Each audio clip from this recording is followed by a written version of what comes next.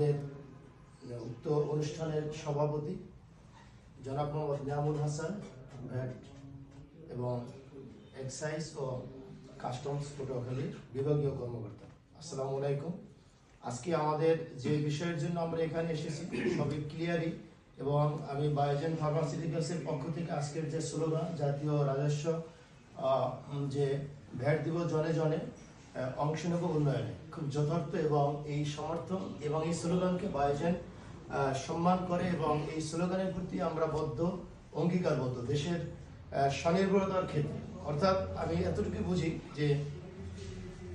আমাদের কেন আমি ভ্যাট দেবো, এবং ভ্যাট দেবো এই জন্য আমাকে আগে জানতে হবে, অর্থাৎ ভোক্তা থেকে, অর্থাৎ উৎপাদনকারী প্রতিষ্ঠান থেকে, অথবা যারা